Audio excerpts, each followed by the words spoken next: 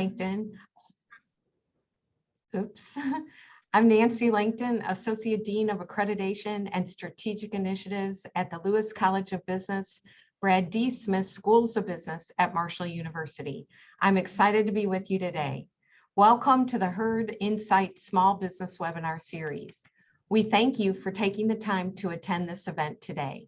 It's part of a webinar series given by the Lewis College of Business faculty, staff, and local business professionals. The series showcases the combined expertise of our best faculty and seasoned and knowledgeable practitioners from the business community in which we engage. The goal of the series is to help small businesses achieve success in a changing and dynamic business environment. Before we start the event today, I would like to introduce Dr. Avi Mukherjee, Interim Provost of Marshall University and former Dean of the Lewis College of Business. He will say a few words about the college and its mission. Good morning, Dr. Langton, and good morning, everyone. The vision and mission of the Lewis College of Business and its Brad D. Smith Schools of Business is to be a next-generation business school that promotes high-quality business education and economic development. We do this by implementing our strategic priorities for external engagement, including lifelong learning programs, the Business Leadership Symposium, the Dean's Distinguished Speaker Series, and the CEO panel that many of you have attended.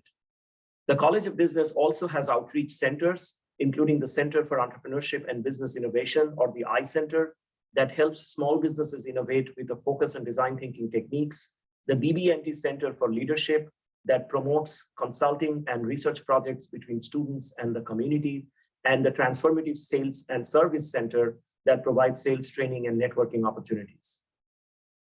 This is the month of Black History, and as we celebrate Black History Month at Marshall University, this event fits in right there. I do want to mention that the core mission right now for this university in terms of our Higher Learning Commission's Quality Initiative project is building a stronger and more inclusive Marshall community. This project is led by several leaders of the university and faculty and staff members, including many vice presidents and so on, led by our Associate Vice President for Assessment and Quality Initiatives, Dr. Mary Beth Reynolds. I'll just mention the goals we have in this HLC Quality Initiative Plan.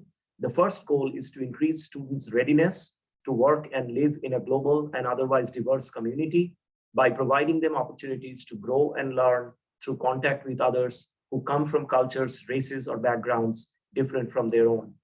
The second goal is to increase access to the university by reducing barriers that disproportionately disadvantage people from underserved populations and provide support needed for success. And the third goal is to promote student learning through outreach to the community and engagement in high impact practices and community-based learning and research. We are tremendously excited by this endeavor, and we are trying to make diversity, equity, and inclusion a corner piece of Marshall University. As the nation and the state rebuild businesses and economies coming out of the pandemic closures and lockdowns, the Lewis College of Business is committed to supporting our local businesses, our alumni, and other stakeholders in re-engaging, recharging, and redesigning their business models. Hence, we have developed this webinar series that consists of presentations on topics such as strategy, technology, marketing, finance, and so on. We hope that you enjoy today's presentation and take something out of it to use in your business or professional activities to make West Virginia and the surrounding area a better place for business and community engagement.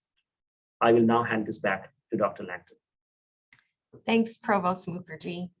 Today's informative and engaging presentation is titled DEI, Is HR Doing Enough? It is brought to you by Mr. Glenn Midkiff and business professional Bruce Felder.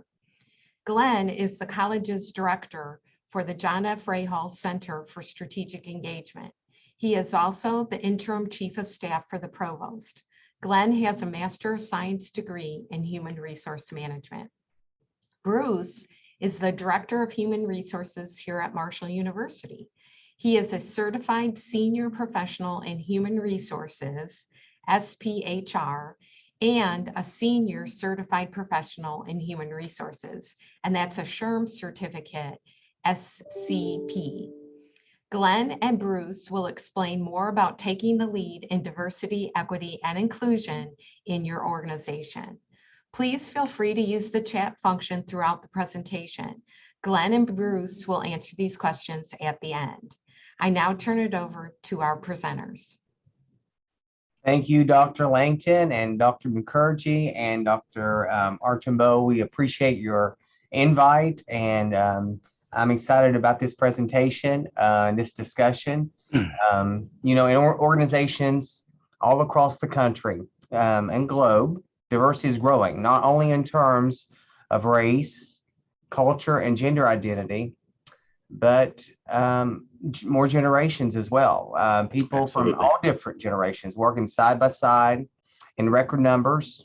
People with disabilities are participating in the workforce. So one of the challenges of today's leaders is to know how to get the best out of a diverse team, right? So this morning, I'm going to quote a couple of different people that changed the world by their actions and words. And in fact, as Bruce and I were preparing for this presentation, we discussed one of them. One of them is Mother Teresa. She said, "I can do what you cannot do, and you can do what I cannot do. Together we can do great things." And that's the truth, right? And then also, you know, I told Bruce that one of the most impactful people in my life that I listened to one time at Michigan State in person was Maya Angelou. She was a great civil rights activist and also a poet laureate. She told us to be a rainbow in someone else's cloud. And then Bruce reminded me of another quote she said, "I've learned that people will forget what you said. People will forget what you did, but people will never forget how you made them feel." That's and, right. and it's so true. And so today what we're going to be discussing is what is DEI. So I'm going to turn it over to Bruce and let him begin this discussion. Yeah, thanks, Glenn. I appreciate the opportunity again today to partner with you on this most important discussion about DEI. I do appreciate you and the Lewis College of Business, Dr. Mukherjee and Dr. Langton for allowing us the platform today. When you first called me though, Glenn, I have to be honest about this thing. You know, you said, "Bruce, is HR doing enough?" And, you know, some practitioners may say, "Glenn, you know, that's a loaded question, buddy. That's a loaded question." But I just want to clarify that some of our conversation today is not an attack on HR practitioners or any of our colleagues in this DEI industry. This is very important work, and we appreciate everything that everyone is doing to try to move the needle. In fact, Glenn, as I was telling you, last month, LinkedIn, which we are all familiar with, the social media platform LinkedIn, they released the top 25 fastest growing job titles over the last 5 years. And they do this every year. But this year, number 2 on the list, and again, this is the top 25 fastest growing job titles in all of the world. Number 2 on the list this year, diversity and inclusion manager. Now, you're probably saying, Glenn, well, if that's number 2, I wonder what was number 1. Well, I'll just tell you, so I don't want to spoil the fun for you, but number 1 was vaccination persons, right? Of course, yeah. So, all right, so let's jump into this. What is DEI? When people hear that terminology, DEI, that acronym, diversity, equity, and inclusion. And Glenn, I'll start with diversity here. It's all the ways people differ. It's not just limited to race or gender. And some people believe, oh, it's just a race and gender thing, but it's not that. It's bigger than that. As you mentioned in your introduction, it has to do with age, socioeconomic levels, religion, political party, national origin, disability, veteran status, skinny, overweight, the way I wear my hair, etc. All of these different differences is what make people unique. And that's diversity, the things that make us unique. So we have a challenge. Is HR doing enough? How do we take all of those differences and that uniqueness and enhance it to move the needle in our organizations. And we're going to talk about that today. Anything else you want to add on diversity, Glenn, before I move on to equity? Diversity has been thrown around for a long time. And I put this on Facebook the other day. This is the last day of Black History Month, and Dr. Betty Cleckley. I always called her the queen of multiculturalism and diversity, right? And so she had this ability to pull in stakeholders and students and the community. She had this ability to pull in groups from all different aspects. And so it's, diversity is just not based on race or gender. It's based on so many different things, political affiliations, so many other things. And so when we speak of diversity, it's a wide term, right? And then we start to narrow it down what it means to different folks. So let's talk about equity. Yeah. So when I think about equity or equity, fair treatment, access, opportunities, and an advancement for all people. Fair treatment, access, opportunities, and an advancement for all people. There is a difference, though, between equal and equitable. And I think some people miss that concept. There's a difference, Glenn, between equal and equitable. Equal means that everybody gets the same amount regardless of any of the other factors. Everybody gets the same amount regardless of any of the other factors. And equity or equitable means providing a process that levels the playing field by considering all of those different differences in the diversity.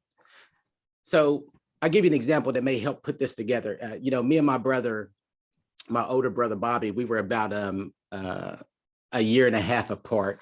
He was a year and a half older than me, but we used to race in front of our house here in Huntington, West Virginia on the sidewalk. And the length of the block was probably, maybe a football field, 100 meters or so, 100 yards or whatnot. But we used to race. And he would always beat me because he was older, he was faster. He had been doing it a lot longer than me. So one day I said to my brother, I said, you know what? You need to give me a two sidewalk square head start. He says, why is that? I said, because you're older, you're faster, and you've always been beating me by 2.5 squares. I said, let's level this playing field. And let me put you to work. So we did that. And the race became closer and closer. And in some cases, I beat him, Glenn. I beat him. And that's the difference between equal and equitable. And we're trying to do the same thing to put everybody on the same playing field when it comes to DEI. Another thing to think about is it's caution around skills tests when it comes to equal and equitable. We have to be careful as HR professionals, the skills test that we put in place when people apply for a job. So for example, I may have a job for some landscape workers. I may own a landscape company or something like this. And part of the onboarding or the interview may be, can you start up this equipment? Well, what if this equipment is some, zero turn, auto fuel injected equipment that somebody else has maybe never had the opportunity to play around with. Maybe they had some old antiquated equipment. It doesn't mean that they can't do the job or mow the lawn. What it means is that they've never been exposed to that. Maybe they never could afford it, or maybe they owned their own business in which they've used more antiquated or archaic type equipment. But they may be eliminated from the job simply because we put this test in place that says you have to know how to use this particular equipment. So again, how do we level the playing field? Is that really a requirement of the job? We have to think about those things and maybe eliminate those from our onboarding or pre-hire testing type of criteria. Yeah, and I think it's important that we all look at, at all biases. Some testing in lots of different areas and academics have been questioned because of cultural bias and things like that. And so we need to take a look at that. I thought about, when you were talking, diversity. Someone said to me is, having a seat at the table, right? Mm, So if equity is it's part of DI, right? yeah. It's making sure that seat gets someone to the table so they can eat the meal, right? Yes. So it's making sure that everyone has access, right, to the meal. And then, I thought about that. So it's really important. It's, everyone doesn't, I'm glad you drew the comparison between equity and being equal, right? And because there's a lot of confusion of that everyone, um, you know, is we're fighting for equality. Yeah, we are in certain aspects, but we want to make sure that everyone has access. Yeah. And Glenn, that kind of segues right into the inclusion part of this thing, because inclusion is giving a variety of people a voice, a power, a choice, decision-making authority. Mhm. That's the inclusion. How do we include all of these differences at the table to give them that voice, decision-making power, authority, ability to be involved? Yeah, and Right. it's hearing their voice, right? And then it's Yeah. listening to them, and making sure that their voice is heard through maybe some of our policies, procedures, the way we do things. And that's with everyone. We're inclusive of everyone, right? Absolutely. Absolutely. Glenn, I'll give you another scenario here. And I think this is how I wrap up DEI, but I want to see how you maybe summarize DEI. But, I summarize it is that, there are, I believe, 5 major food groups, right?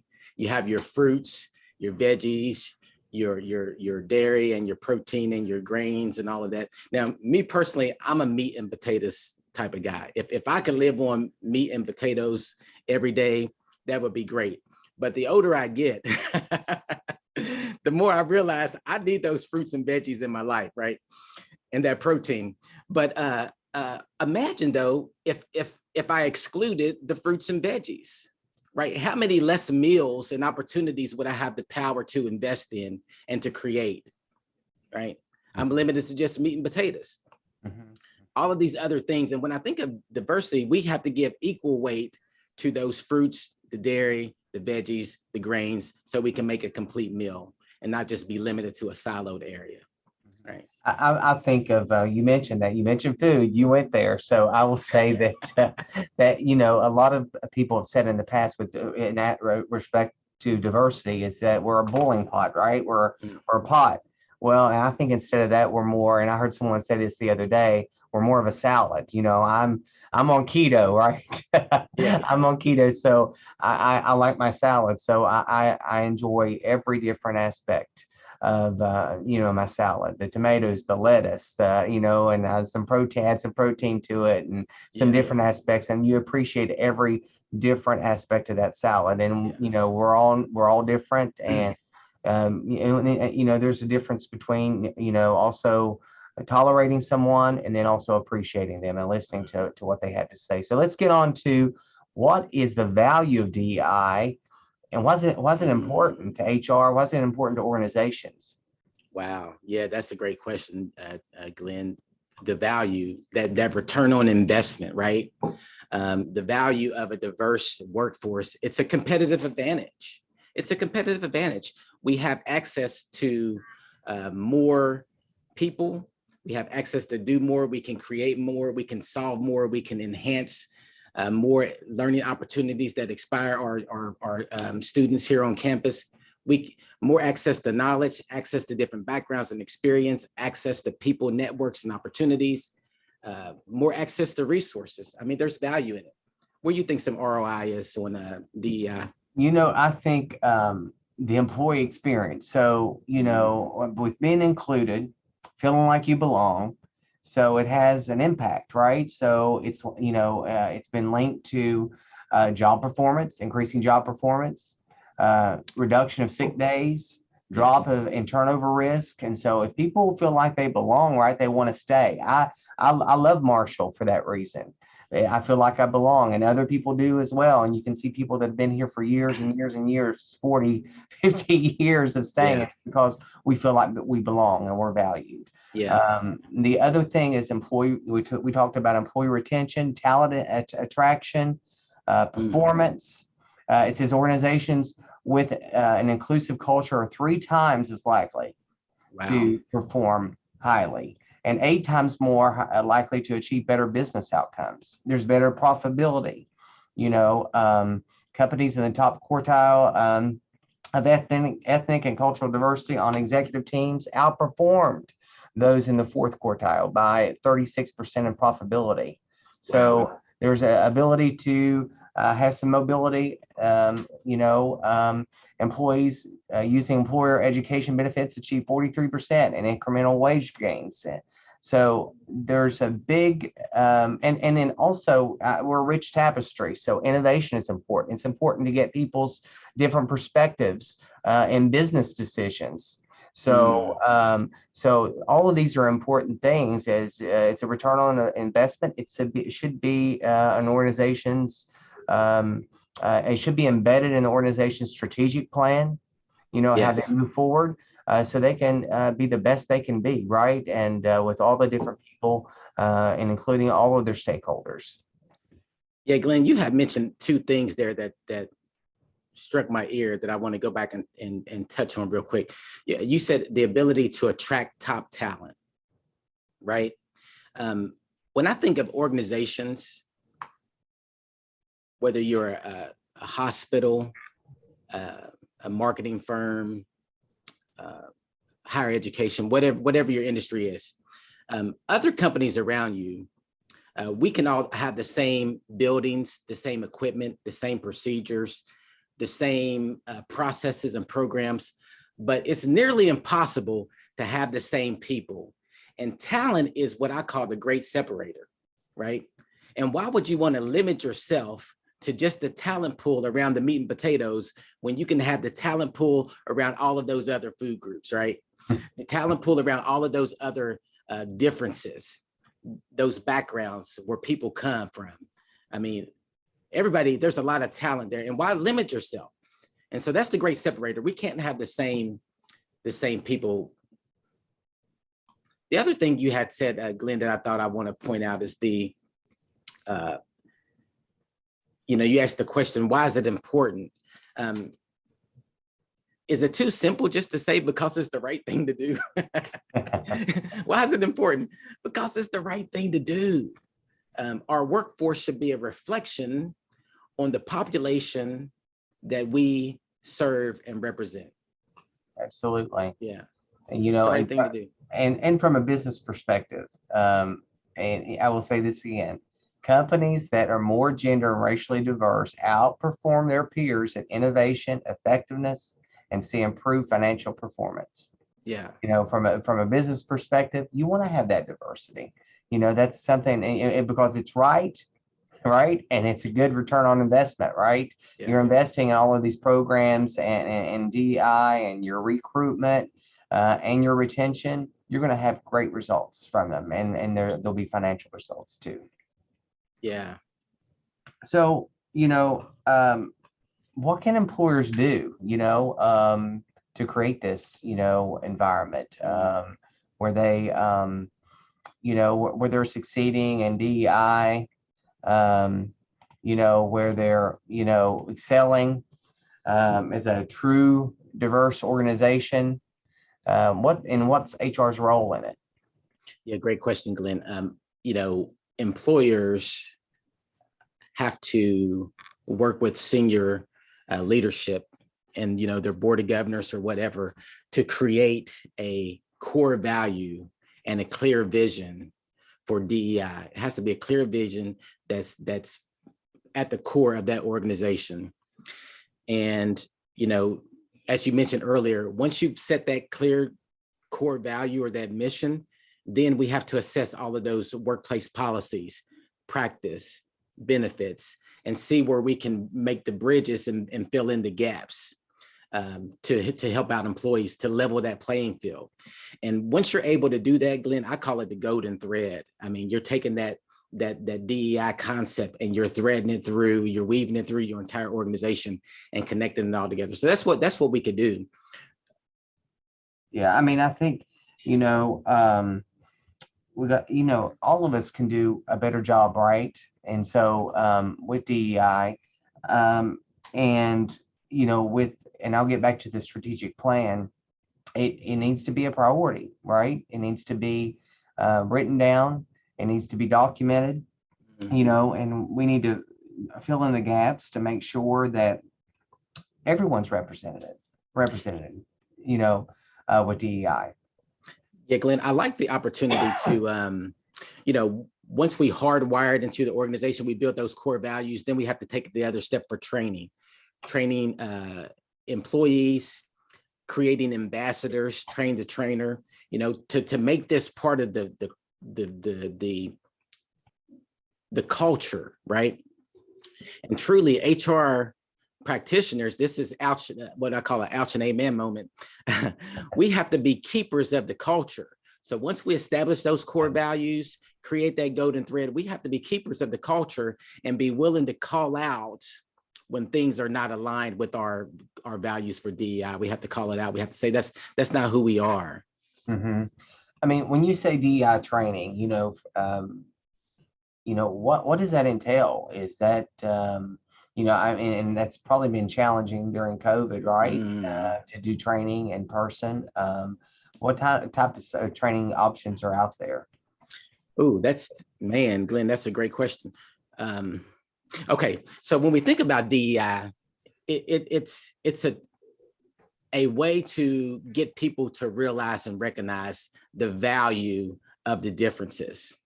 I'm a firm believer that it's nearly impossible to change people. We're not in the business to change people, right? I have a quote that people don't change, situations change people. And we have to create a situation that's strong enough that cause people to change. My mother smoked for 40 years. I could never get her to put down the cigarettes, but until she had the heart attack, that was the catalyst that caused her to change, right?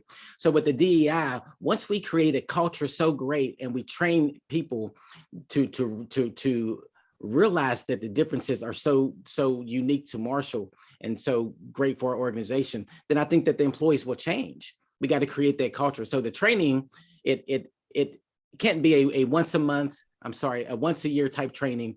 It has to be something that is ingrained and weaved in all of our trainings opportunities. We could even be training on something that has nothing to do with DEI, but we make sure that everybody's invited to that training. Everybody has that same inclusiveness to be there. Mm-hmm. And part of it is that we offer so many trainings at Marshall, not only through HR, right? We offer them through other events that we have, whether it's allied training or there's cultural events that people can attend. All of those things are teachable moments of learning, right? That we all can be a participant of. It doesn't necessarily have to be a formal sit down and training session that we all expect to go through. We can, take some personal responsibility and learn about different people and learn about, people from all different, walks of life. Yeah, absolutely. The training does not have to be a formalized thing. I mean, what we would be training is teach people to recognize and value the differences in others and making sure that everybody is included. I mean, how do you train to that? It's a everyday, constantly repolishing of the ball. We're constantly repolishing that apple to make it shine. It's not a one and done type thing. This is a lifestyle change. Back to that diet, back to that food that we were talking about earlier, right? It's a lifestyle. It's a lifestyle. How do I teach people how to eat healthy, right? I show them to recognize the value in it, and then I get them to practice it every day. That's the training. The training comes with practice. Mm-hmm. Yeah. So, there are misconceptions about DEI. So how can we deal with that? Yeah, Glenn, some of the common myths, I think people think that DEI means that we're trying to change them. they're trying to change me. They're trying to change who I am. And it's not about that. Again, I'm not trying to change people. I'm trying to recognize the uniqueness in people and get them to see how those uniqueness are valued and how they can be shared in a cohesive way. I don't want to separate you because of your differences. I want to include you because of those differences, right? So that's one of the big conceptions. They think the DEI is about changing people. No, we're not trying to change anybody, right? As you were saying earlier, you know, people think that it's a big melting pot. You know, you talked about the salad, right? But the salad, you know, it's not a melting pot. It's a bowl of food that recognizes the differences and the different flavors and textures and contexts within the salad that makes it great. Mm-hmm. So we're not trying to change people. We're not trying to create robots. We're not trying to have a big melting pot. We want to value and recognize people for their uniqueness. Mm-hmm. And let me be clear about something here. I think another misconception, Glenn, and this is what I want to be clear about, that people believe that DEI or myth is DEI means that we're only hiring people based upon their race and gender. Yes. And that's as far from the truth that I want to make clear. DEI is a process of leveling the playing field and making everybody included and finding top talent. And in order to do that, you know, selecting a candidate, and I want to be clear about this, if HR professionals or people think that we in HR, we select candidates exclusively just based upon their sex or race or disability or protected class, you know, that in itself may be an illegal hiring practice. Employers should always seek to hire the most qualified candidate that meets the job qualifications and that aligns with the mission of the company. But choosing a less qualified individual simply because of you know, their race or ethnicity, that's not the right thing to do. DEI is an expanded way of finding the possibilities of getting more candidates to the table. And that's where we advertise the jobs at. You know, maybe sometimes people don't know. That's how we communicate the jobs. That's how we treat the applicants coming in. And that in itself is the DEI, leveling that playing field. As I was talking earlier with the example of the lawn mowing company. Yeah, I mean, I think, you know, for, go ahead. I was gonna say, do you see any myths that you hear about or anything like that? Or what do you think about those myths that we commonly hear? You know, I think you touched on a lot of them. I think that people, you know, DEI right now, you know, a lot of there's misconceptions about it. You know, a lot of people don't know what it is. A lot of people think it's affirmative action. Yes. You know, it's not affirmative action. And so there's all of these misconceptions about what it is because they'll say, oh, and they'll just say, oh, it's just they're talking about affirmative action. It has nothing to do with affirmative action. That's right. You know, it's just making sure that everyone is welcome. Everyone feels like they belong, you know, and how are we going to create a work environment? How are we going to create a place, a space where people feel like they can be successful and they can make the organization successful? Yeah, well said. Our next question we have, our next discussion question is, where will organizations be in the next 5 to 10 years without a clear focus on DEI? Yeah. You want me to tackle that one? You want to start? I'll let you start that one. Yeah, I think we look back, where were we at 5 or 10 years ago? And if we hadn't made any changes, where would we have been, you know, when we ran into this pandemic? But to answer the question, I believe that in the next 5 or 10 years, without a clear focus on DEI, companies going to be left behind. Again, we know that DEI, as you mentioned earlier, in some of the values, they can increase skills, innovation, productivity through a very diverse decision-making process and different perspectives and knowledge and backgrounds and social networks. I mean, you're going to lose out on all of that and just be left with the meat and potatoes. I mean, get all of that other stuff. You're being exposed to everything. It can help you create a national prominence for your company. You know, word of mouth, testimonials are the best forms of advertisement. If I'm only getting advertisement from this section of the population, I mean, think about how much limit that I'm doing to my company. You know, So next 5 and 10 years, if the way that the social media and the social networks are all ingrained, if you don't get them in board with that process, you're going to be left behind.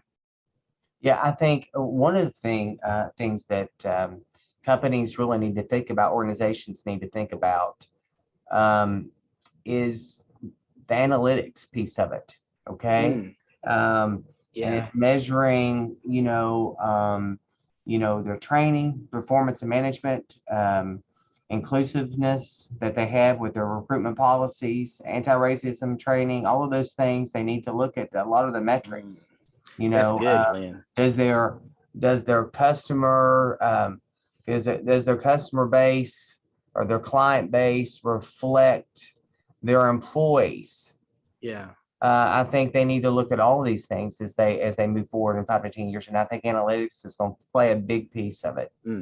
I agree. You can't what they say, you can't manage what you can't measure. And here in higher education, we have all of these recruiting metrics. I believe that we are recruiting not for today, but we are recruiting for the next 20 years down the line. That word of mouth I was talking about, right? Students are going to go where their parents had the best experience at, right?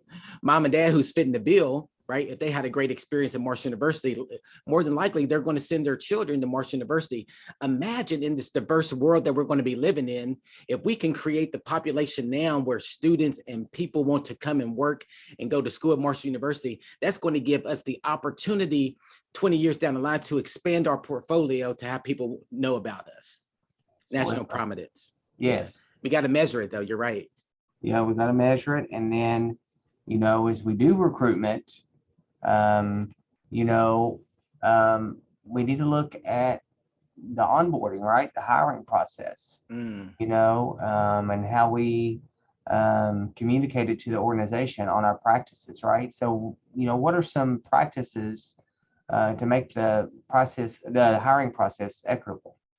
Yeah, we're doing a pretty decent job with this right now, but we could do so much more.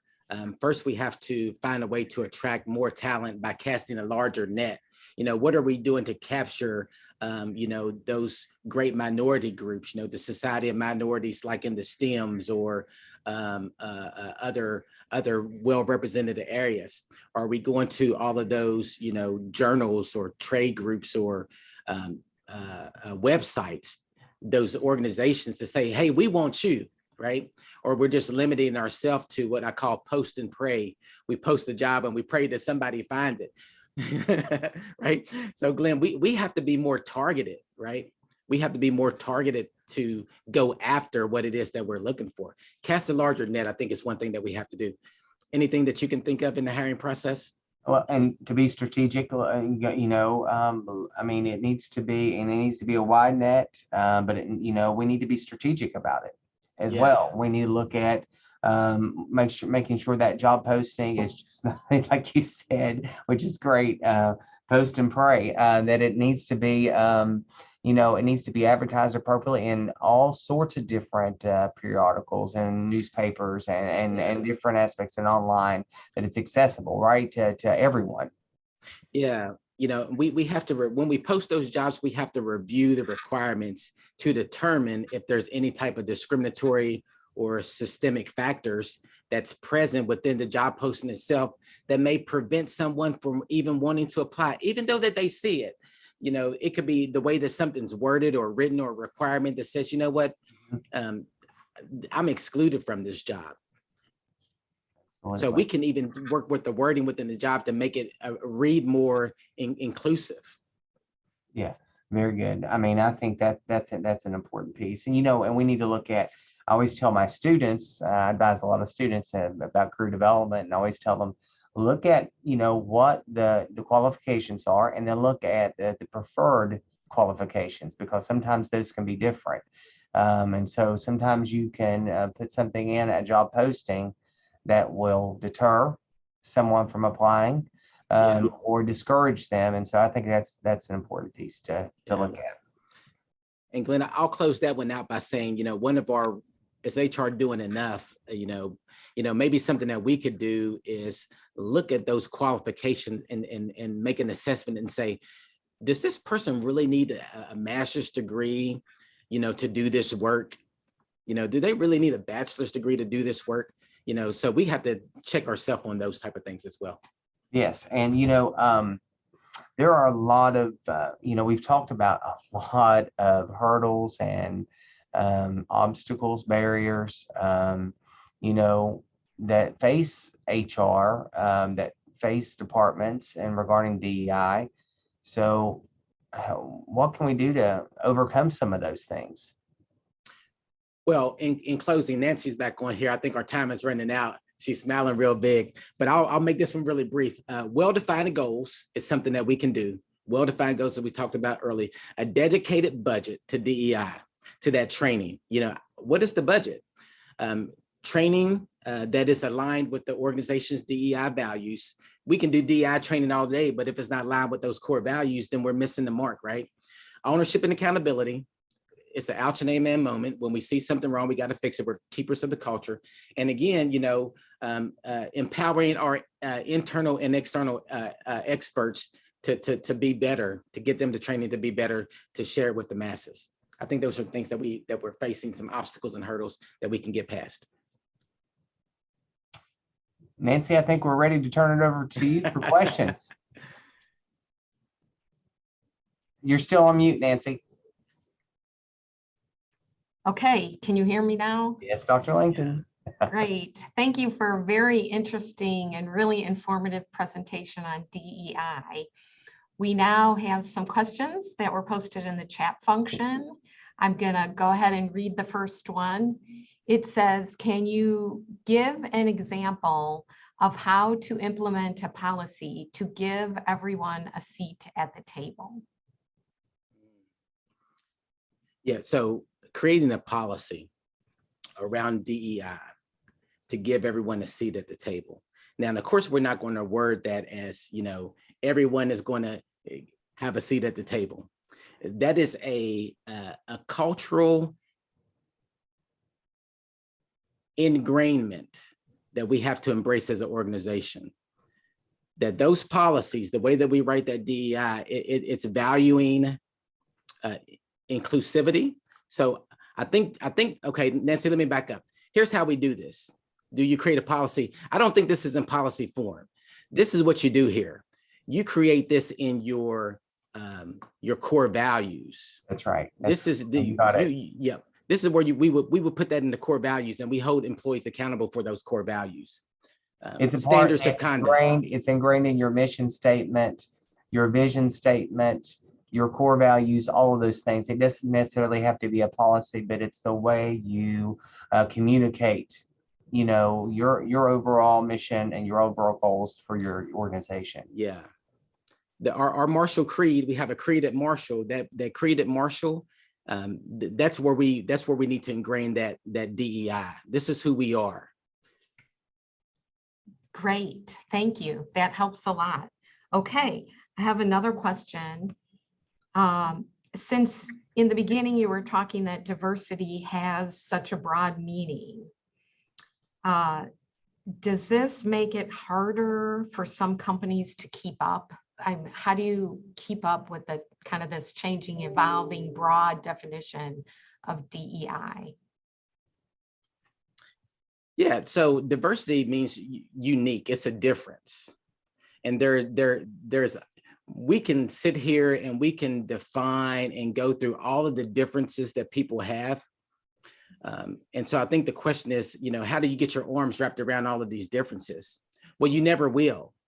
You never will. Again, it's a value and a belief that says that difference, I understand it. And because you're different, I'm not going to treat you differently. Because you're different, I'm going to find a way to include you, right? And as long as we're finding a way to include people and value people, we're on the right street. But if that difference does not align with our core values, I'm not saying that every difference is a good difference, right? Sometimes people are different in a way. heard someone recently say that, I won't say his name here, he's probably listening, but he said, we don't want any Ocho Cinco's on the team, right? They're different, but if they're going to bring down the whole team, we got to find a way to get rid of those Ocho Cinco's. Dennis Rodman, he was a great rebounder. He did some great things, but he had to be checked. So we value the differences and we want to know how we can work with them. But I think that the answer here is find a way that as these differences unfold, and there are going to be many of them, how do you value those? How are they inclusive to your core? And differences, all of us have experienced differences. My family is very different. We have different political, ideas. We have different religious beliefs. We like different things, but we're still family. And Bruce and I were talking. Bruce and I grew up in two different areas, right? I was telling Bruce that I hadn't been exposed to a lot of different people, right, growing up. And so, we're all family, and we learn from each other. And it's the spirit of diversity. I think people are looking for a law. I think it's the spirit of it that we want to make sure that everyone feels welcome. They feel like they belong and they're part of our family, no matter what organization or what school that you're from, or whatever. Here in America, we want to make sure everybody feels like they belong and their voice is heard. Yeah. And Nancy, I'll summarize that person who asked that question. Maybe this will help. When differences come in front of you, when differences are presented, if they present a problem, attack the problem, don't attack the person. All right. Yeah, that may be helpful to somebody. Yeah, very helpful. Thank you. Another question that's posted in the chat function is, what should regional companies be doing in terms of pushing for clean state legislation and second chance employment as part of addressing more DEI, since it's a well-known fact in America that drug arrests impact POC at a much greater rate than other populations. So I think they're talking about employing people who have had prior drug arrests as part of DEI. And that might go along with what you were just talking about in terms of differences. Yeah, right. Nancy, right now, because of the pandemic, it's been an employees market. And if you look nationally, a lot of companies have been dropping or backing away from some of their drug and alcohol testing and their incarceration records and testing and giving people a second chance. And that's because just the need for the workforce, right? So the pandemic has opened that door. But even if that didn't happen, what could we do to ensure that some people get a second chance? Are we so quick to say this person is no good and we discard people for the rest of their life, right? How do we value a person that says, you know what, I messed up, I've done my time, and I want to try my best to get back to society? Again, back to those core values of the company.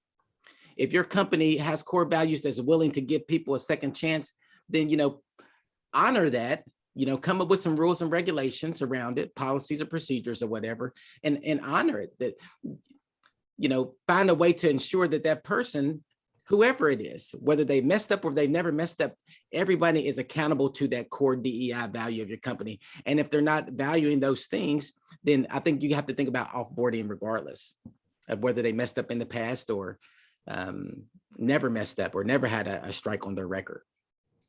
Well, and I think the other thing too, and from all aspects, from local to state to federal, that we look at, and I think a lot of this has bipartisan support. It's just not one-sided. And I think we look at the reentry, and also look at re-education, right? I think getting them employed, but also getting them trained in certain particular areas through either the community college or additional training that they may need to make sure that they're ready to go in the workforce, and that they have the support that they need, and and the resources that they need as well before they enter the workforce. I think we can do much better in that aspect. Yeah, it would be great if there was some, legislation on liability. I mean, sometimes companies feel that I don't want to take the risk because of liability. You know, this person have done this before, and there's a liability factor to it. But for me, it's about timing and reform. A person's, you know, pay whatever debt, you know, it hasn't been something recent. It could have been something that they've done when they were, you know, a teenager or a young adult, and they've reformed. And, you know, if a few years has passed, they've worked for me or someone else, and they've reclaimed that trust, or that they built that resume back up, then I'm always willing to give somebody a second chance. But the timing on it, if it's been 2 months ago, a year ago, that's not enough time, right? So, and then again, it's a more holistic view of it as well, based upon the crime and all of those type of things. So I think as HR professionals, we just have to be open to the possibility and not being closed, open to the possibility of being inclusive of those populations of folks. Absolutely, yes. Great, great. That's really helpful. Okay, we have taking kind of another look at another kind of diversity. We have a question. It says, when hiring a person with a disability, aspects need considered,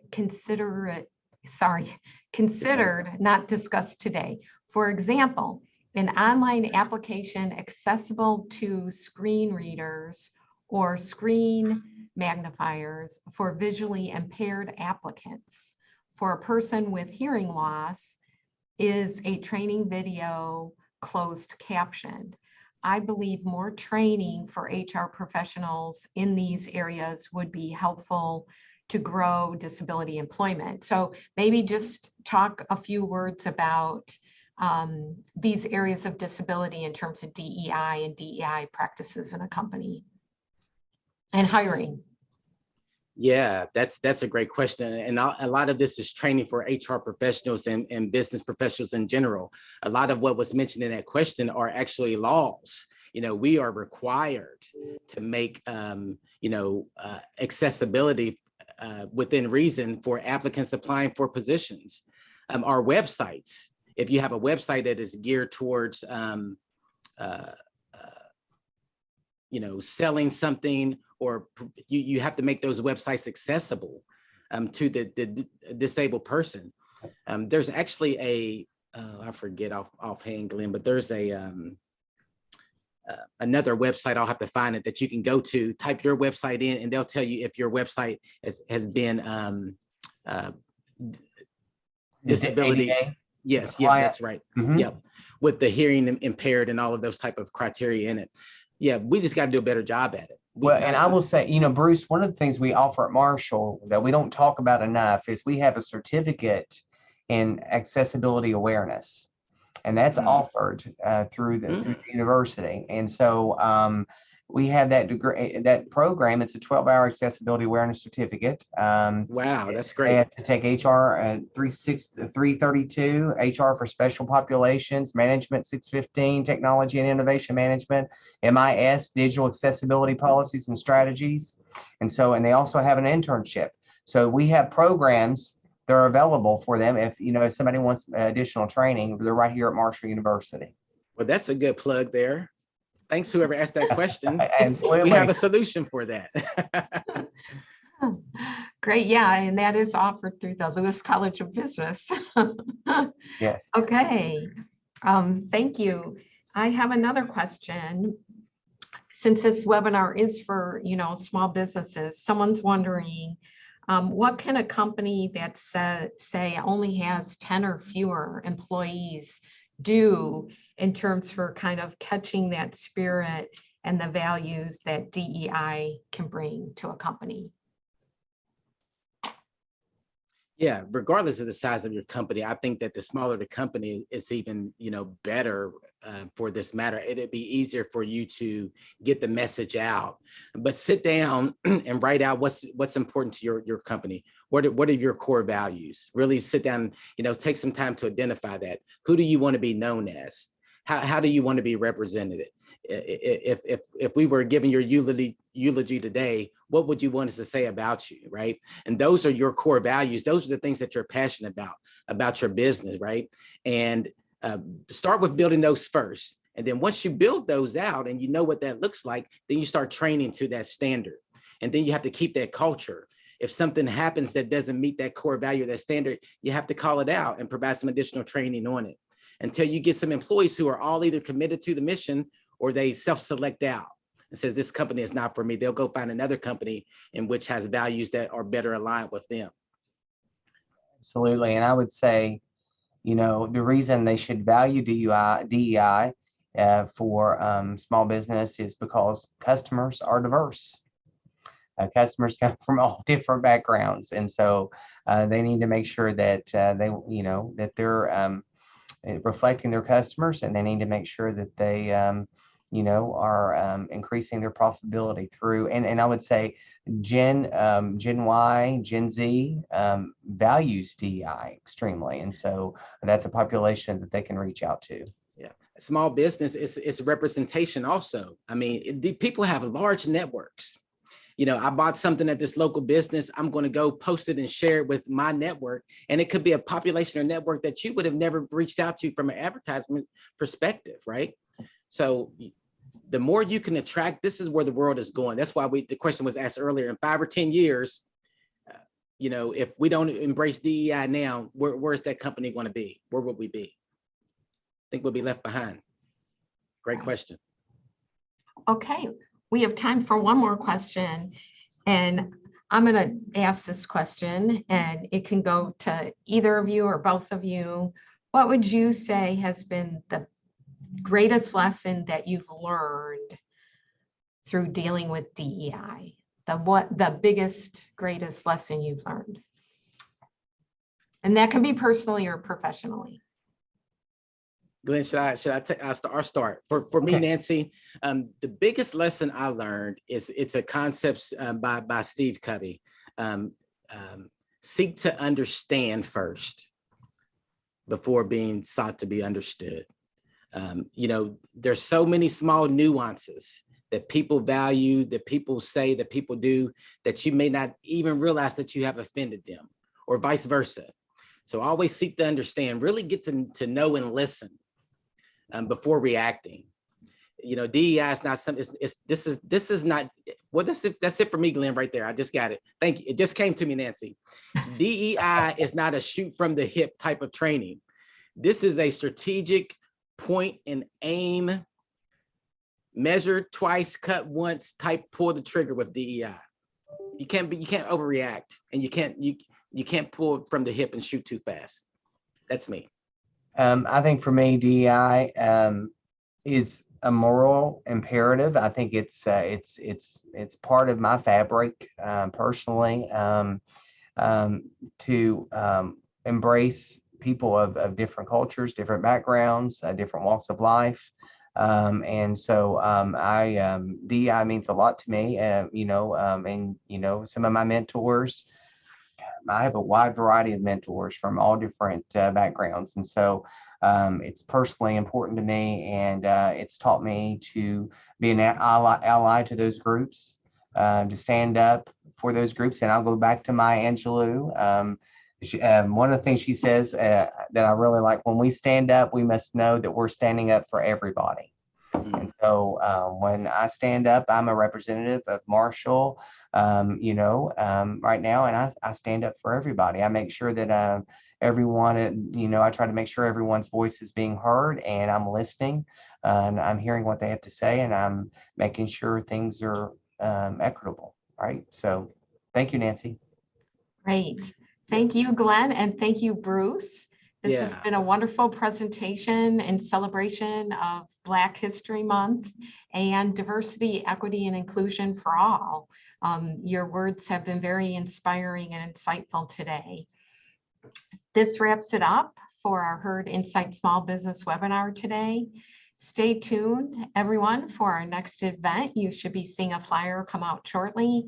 We appreciate your participation. There were a lot of great questions in the chat function today. And always remember, we are Marshall.